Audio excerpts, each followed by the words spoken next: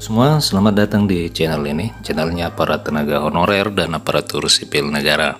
Video kali ini kita akan membahas terkait dengan kondisi tenaga honorer di tahun 2023 dikaitkan dengan rencana penghapusan tenaga non-aparatur sipil negara pada tahun ini. Untuk itu, kepada rekan-rekan yang menyaksikan video ini, silakan disimak secara lengkap agar rekan-rekan bisa menerima informasi yang utuh dan menyeluruh.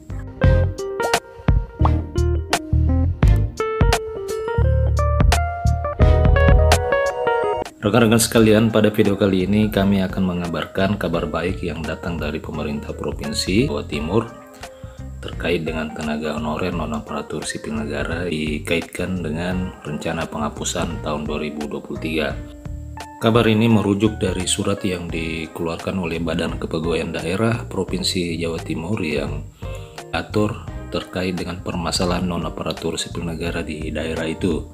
Surat yang ditandatangani langsung oleh Kepala BKD Provinsi Jawa Timur, Ibu Indah Wahyuni, itu perihal nomenklatur PTT dan PK ditujukan kepada seluruh perangkat daerah yang berada di Provinsi Jawa Timur, di mana isinya pada surat itu disampaikan bahwa yang pertama, PTT dan PK adalah pegawai tidak tetap dengan perjanjian kerja yang merupakan pegawai non-ASN di lingkungan pemerintah Provinsi Jawa Timur.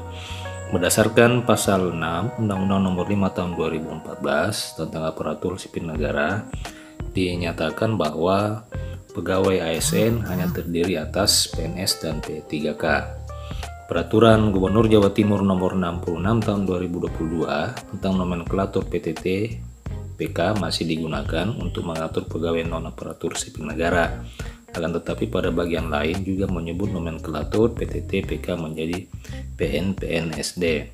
Untuk menyamakan persepsi bagi pegawai non-aparatur sipil negara di lingkungan pemerintah Provinsi Jawa Timur, disampaikan tetap menggunakan nomenklatur PTT PK selanjutnya dapat digunakan dalam penyusunan perjanjian kontrak pegawai non-ASN pada tahun 2023. Nah, rekan-rekan sekalian, di sini sudah ditegaskan bahwa untuk Provinsi Jawa Timur sendiri pada tahun ini, tahun 2023, tetap mengangkat pegawai non-aparatur sipil negara dengan menggunakan nomenklatur PTT PK dan diberi jabatan sebagai pegawai tidak tetap dengan perjanjian kerja.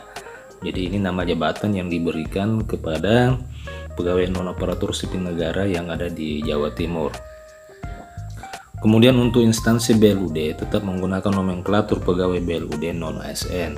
Untuk instansi SMA menggunakan nomenklatur guru tidak tetap dan pegawai tidak tetap yang dikelola oleh Dinas Pendidikan Provinsi Jawa Timur.